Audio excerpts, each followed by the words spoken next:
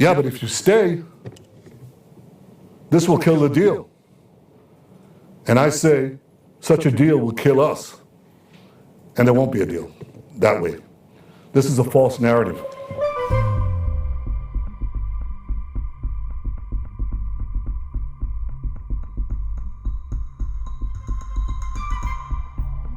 Well, I'd like to give you first an overview of where Israel is. This is the Middle East, and this is the entire Arab world, and this is Israel. It's one of the world's tiniest countries. I give it the thumb test. This is a big one, so you need a bigger thumb. But it's a tiny country. It's one of the tiniest countries on the planet. It's, I think, 1/10 of 1% of the territory of the Arab world. Maybe I'm wrong, maybe it's 2/10 of 1%. It goes from the river is right here, that's the Jordan River, to the sea, the Mediterranean Sea. So when Hamas is talking about liberating Palestine from the river to the sea, basically what they're saying is destroy Israel.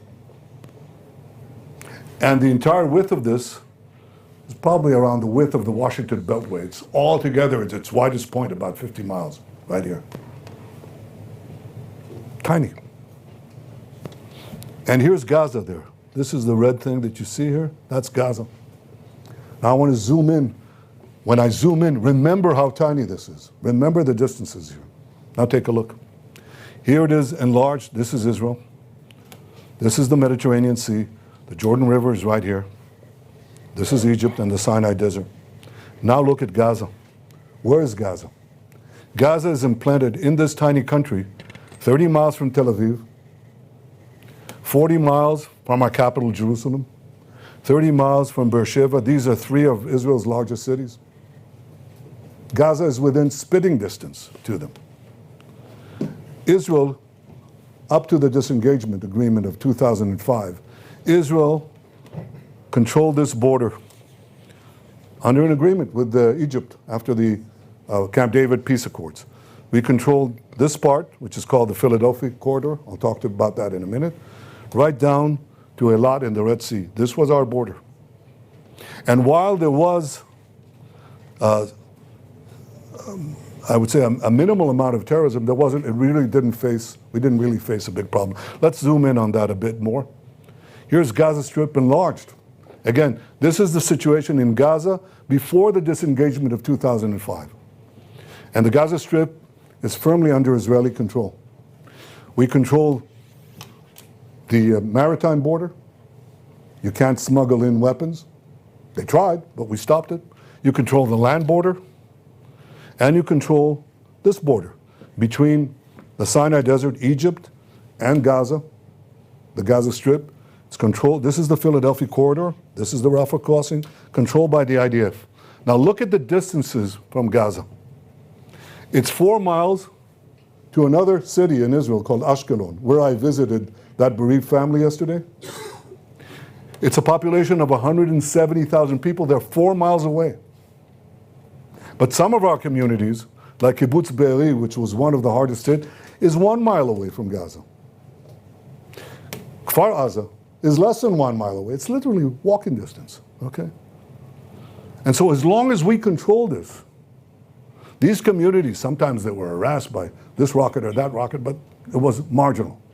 We controlled the security situation. But something happened in 2005. Israel unilaterally disengaged from Gaza. It just went out. It took out everything. It took out the army. It stripped, uprooted communities, took out 10,000 people. The army left the Philadelphi Corridor. Here's what happened. This is Gaza after the disengagement. And Hamas now has a weapon smuggling operation nurtured by Iran, financed by Iran, supplied by Iran, delivered by Iran. And here's what happened.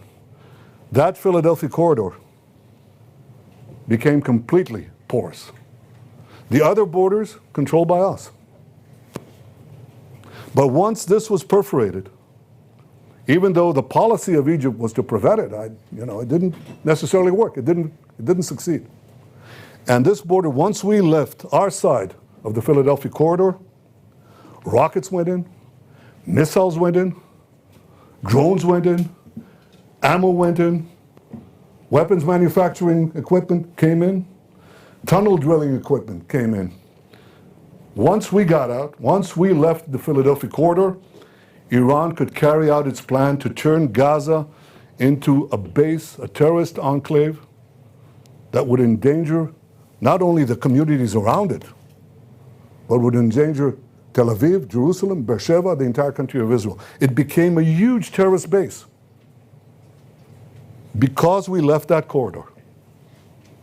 So we vowed, or I would say all this, you have to understand that the centrality of the Philadelphia Corridor to the arming of Gaza, to the arming of Hamas, and this all led to the October 7th massacre, which Hamas has vowed, proudly vowed, to do again and again and again. We vowed that they won't be able to do it. So we set, as far as Gaza is concerned, 3 war goals. The first war goal was to destroy Hamas's military and governing capabilities. The second was to free our hostages. And the third was to ensure that Gaza never again poses a threat to Israel. And all 3 of those goals, all 3 of them, go through Israel's control of the Philadelphia Corridor. And it's obvious why. You want to destroy Hamas's military and governing capabilities, you can't let Hamas rearm. It's obvious. So you have to control the corridor. You can't let them have, by the way, it's not only to prevent them from terrorizing us, attacking us, it's also to prevent Hamas or any other terrorist organization from terrorizing the people of Gaza. Gaza cannot have a future if Gaza remains porous and you can enable rearmament of terrorists through the Philadelphia Corridor. The second thing is to release the hostages. First of all, you can't prevent, if you leave this corridor, you can't prevent Hamas from not only not smuggling weapons in, you can't prevent them from not smuggling terrorists, hostages out. It's walking distance, nothing.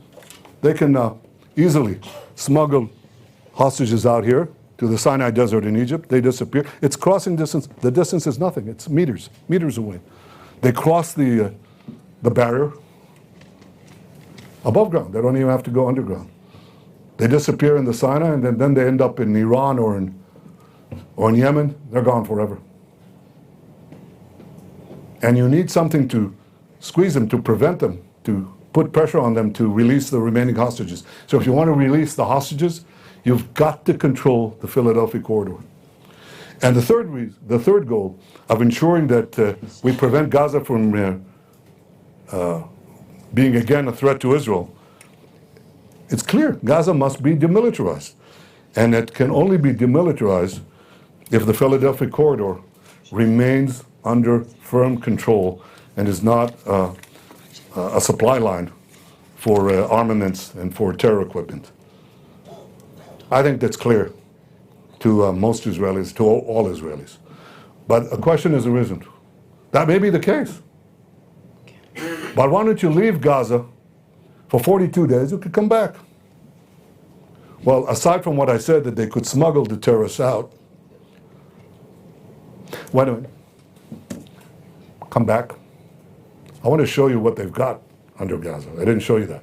So I want to show you that.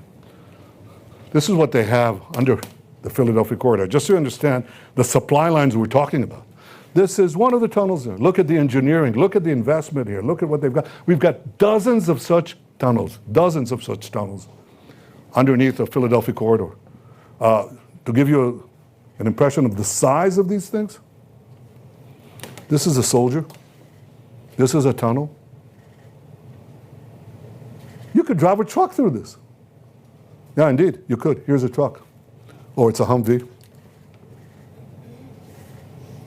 This is a huge, huge problem. Now you're just going to walk away. It's obvious we have to control it, right? I think once you see this, you understand that. But then the next question is, okay, you leave and you come back. That's what they tell us, okay? We'll have complete international legitimacy to come back. Sorry, we've gone down that route. We were down that route when we left Lebanon, and people said, you can leave Lebanon and you can come back. The first time they fire a rocket, you can come back. The world will support you. It didn't. And we've been out of Lebanon for 24 years. They said the same thing when we left Gaza in the disengagement. They said, you can leave. And the first rocket, I remember Sharon, Prime Minister Sharon said this to me. First rocket, above ground or below ground. We'll be able to go back in. It's been 20 years, we haven't gone back in. Because you all know and understand that the international community, including friendly countries, under enormous domestic pressure because of the propaganda that's leveled against Israel and against them. There'll be enormous international pressure not to come back. What is their message? End the war, end the war. And so when we want to come back and resume, we'll pay an exorbitant price in many fields, including in the lives of our men. To come back, it's not just a military question. It's a military, political, strategic question. And we make that decision. We're not going to leave. 42 days, we're there. I don't want to leave in order to come back in when I know that we didn't come back in, and it's not going to take another 24 years to come back in, and God knows what price we'll have, how many more massacres, how many more kidnappings, how many more hostages, how many more rapes. It's not going to happen. So people said, yeah, but if you stay, this will kill the deal. And I say, such a deal will kill us. And there won't be a deal that way.